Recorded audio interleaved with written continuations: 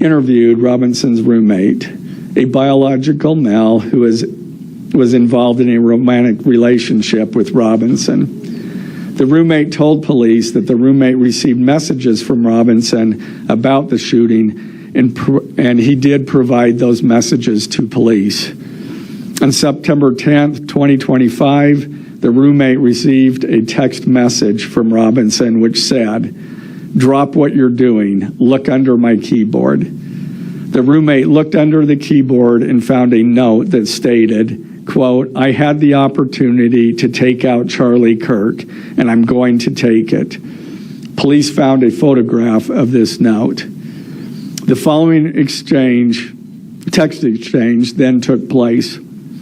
After reading the note, "You won't believe the chilling details that just came out about the Tyler Robinson case and why he killed Charlie Kirk. This isn't just another headline. This is a story filled with shock, confusion, and unanswered questions that the media won't fully tell you."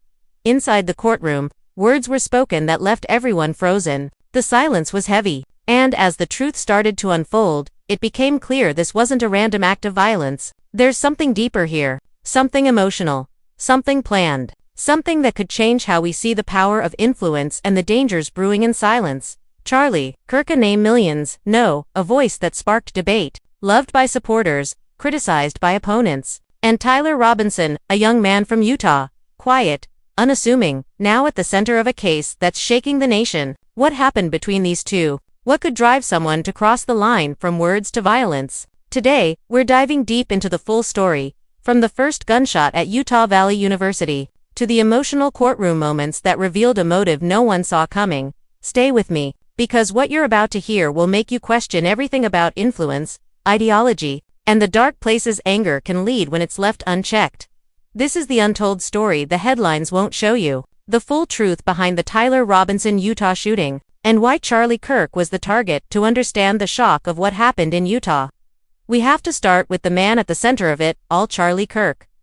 Charlie wasn't just another commentator. He was a national figure, the founder of Turning Point USA, a political activist who built his reputation on fiery speeches, bold opinions, and a message that stirred millions. For his supporters, he was a voice of truths, someone unafraid to challenge the mainstream. For critics, he was a lightning rod, controversial, confrontational, and never silent. Over the years, Charlie became a symbol of influence in America's political conversation. Packed auditoriums, viral podcasts, campus tours everywhere he went. Crowds followed, debates erupted, headlines sparked. Love him or hate him, you couldn't ignore him. And then came that day. A day that would change everything. September 10, 2025. Utah Valley University. Charlie was scheduled to speak at a student event, a typical stop on his nationwide tour. The auditorium was full, cameras rolling, students buzzing with anticipation. No one expected that within minutes, the room would erupt into chaos. As witnesses recall, a single shot cracked through the air, screams followed, panic spread, and before anyone could react, Charlie Kirk was down. Emergency crews rushed in, sirens wailed, security swarmed the campus, but it was too late. Charlie Kirk, just 31 years old, was pronounced dead at the scene. The shooter, a 22-year-old named Tyler Robinson, a student, a local resident, someone who blended into the crowd until that one fateful moment. News spread like wildfire. Breaking banners flashed across every network. Charlie Kirk assassinated during Utah speech. Social media exploded, millions in disbelief, supporters mourning, critics stunned into silence. Across the country, tributes poured in, candlelight vigils, rallies, emotional posts with hashtags like #Justice for Charlie and #End the Hate filled every feed. Political leaders, celebrities, and ordinary people spoke out, some calling it an attack on free speech, others demanding answers about how ideology turns to violence. But as the headlines faded into courtroom updates, one haunting question remained.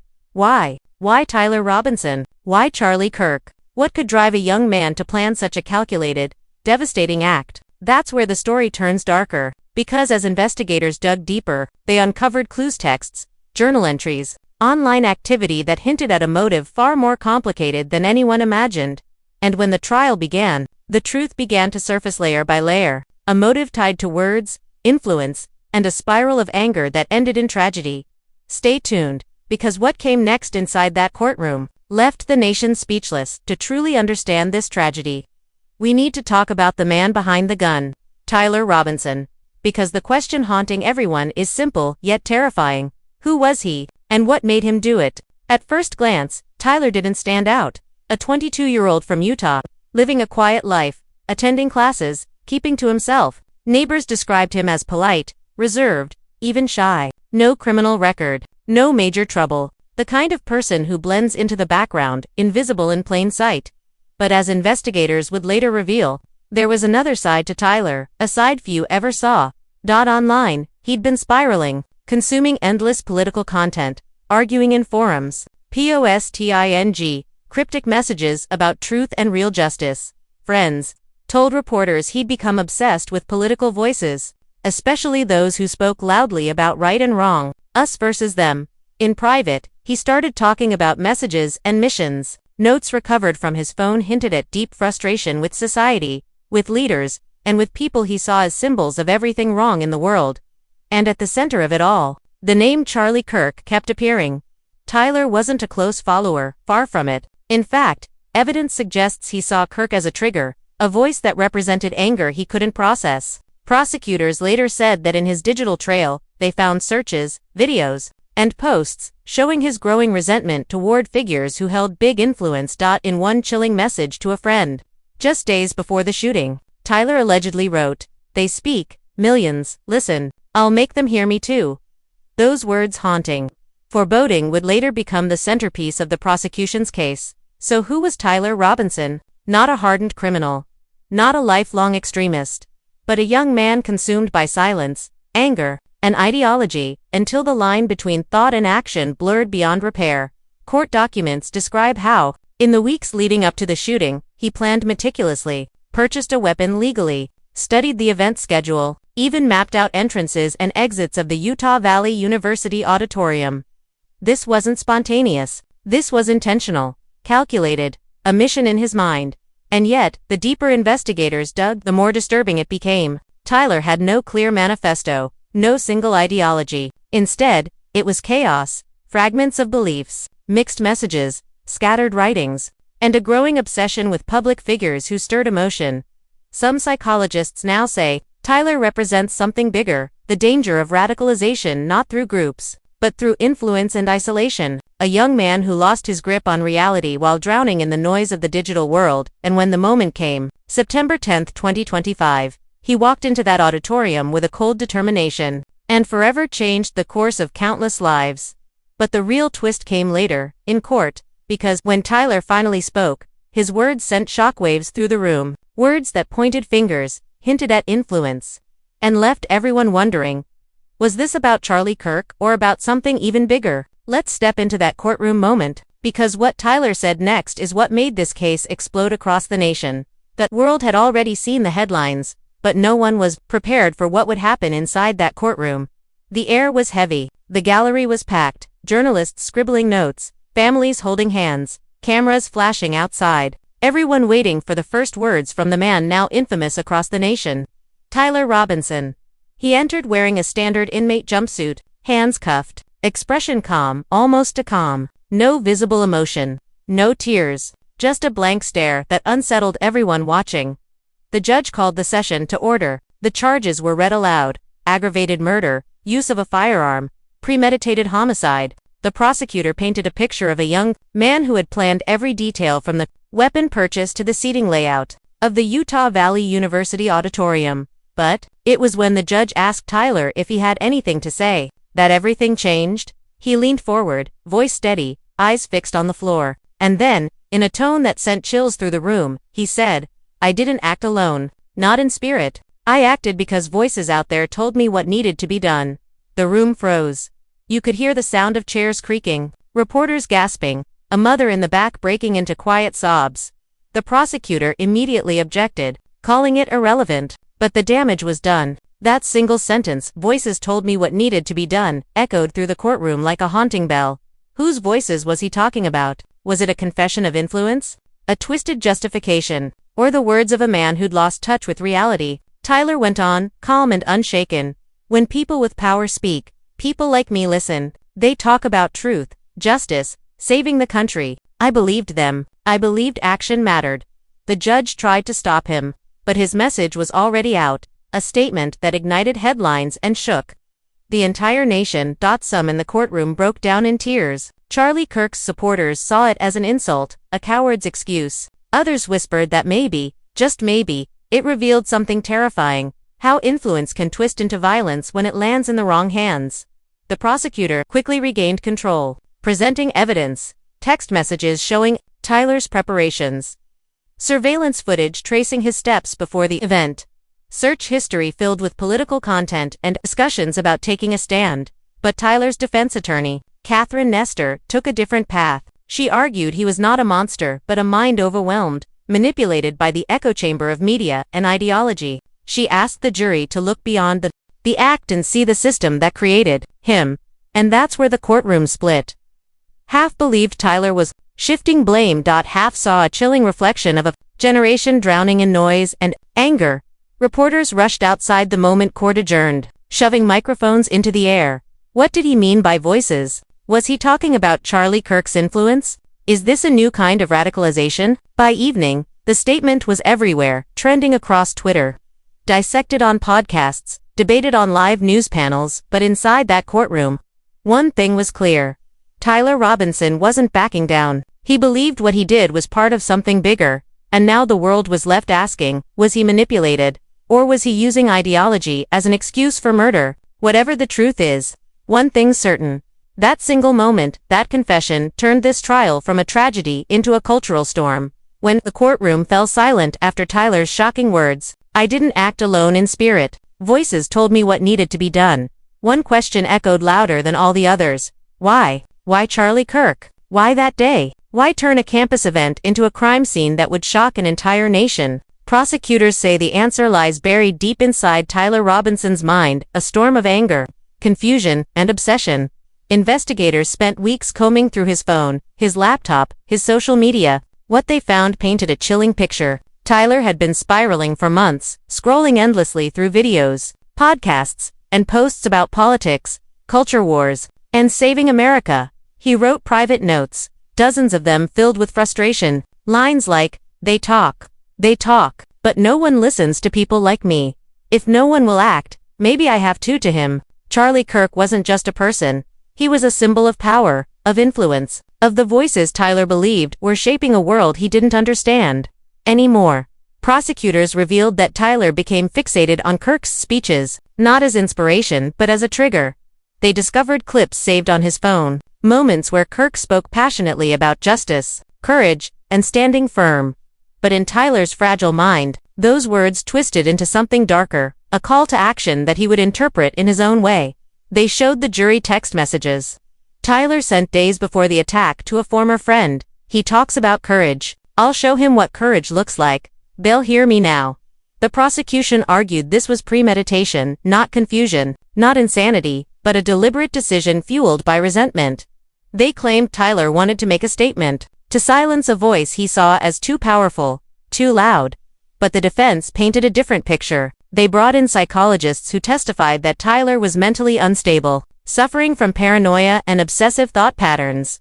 They said he was not radicalized by a group, but by isolation and obsession, a young man drowning in a sea of online noise, desperate for meaning, desperate to be seen. His lawyer told the court, Tyler Robinson was not acting as a soldier. He was acting as a lost soul, broken by loneliness, consumed by voices of anger and division echoing online.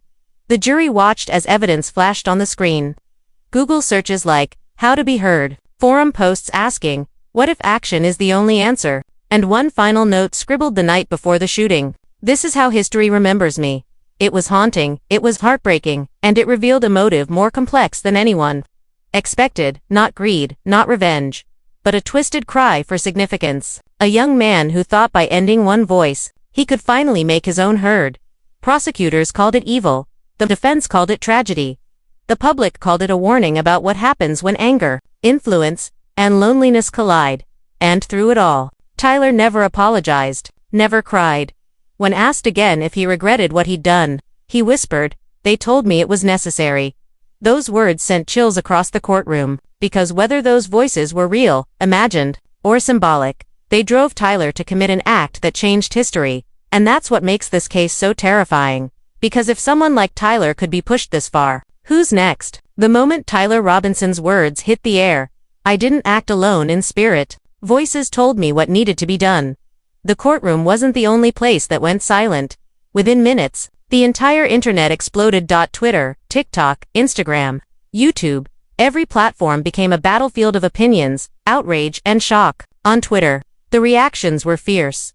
Some users called it the most disturbing courtroom confession of the year. Others tweeted, "This isn't just a crime, it's a warning. Words matter. Influence matters. This is what happens when rhetoric meets instability." Prominent journalists began dissecting every word of the confession, while political commentators turned it into fuel for fiery debates. Some accused the media of ignoring the mental health crisis, while others blamed toxic political influence. On TikTok, the story went viral instantly. Creators stitched clips from the courtroom, reacting with disbelief. One video showing Tyler's calm face as he said the words, "Voices told me," got over 5 million views in 24 hours. Comments flooded in. "I have chills watching this. This is what unchecked influence looks like. He's blaming others for his crime." Classic deflection. But others felt sympathy, not for the act, but for the tragedy of a mind so lost. This isn't about politics, it's about mental collapse. We need help, not hate. Instagram filled with emotional tributes for Charlie Kirk. Photos of candlelight vigils, quotes from his speeches, and broken-hearted captions like "Gone too soon" spread across stories. Supporters described him a fighter for truth, a voice silenced too early. Meanwhile, political pages clashed in the comments. Some wrote, "This was fueled by hatred, words can kill." Others replied, "Stop twisting this. One man chose evil, don't blame free speech." The debate got ugly. Fast. People unfollowed, blocked, argued, turning feeds into war. YouTube and podcasts joined in. News anchors replayed the courtroom footage on loop. Analysts broke down every word of the confession. Some hosts demanded investigations into how rhetoric affects unstable minds. Others warned against blaming voices and taking away free expression. In Facebook groups and online forums, families of victims spoke up, heartbroken and angry. One post went viral from a grieving mother. "My son looked up to Charlie Kirk. He didn't deserve this. Tyler may have pulled the trigger, but something led him there." Others fought back, saying, "Stop politicizing tragedy. Tyler acted alone. Period." But caught in the middle were millions of ordinary people, scrolling, shocked, heartbroken. As one viral tweet said, "This isn't just a story about politics. It's a story about all of us. How lost we've become." And that's the truth. Because the Tyler Robinson case didn't just break headlines. It broke trust. It forced the world to ask, are we listening too much to voices of division, and not enough to each other? And now, the question isn't just what Tyler did, it's what comes next. Because when a confession like this goes viral, the fallout doesn't end in the courtroom. It spills into every home, every feed, every heart. When a courtroom statement shakes an entire nation, you know it's bigger than one crime. The Tyler Robinson case isn't just about a shooter and a victim. A mirror held up to everything happening in our culture right now.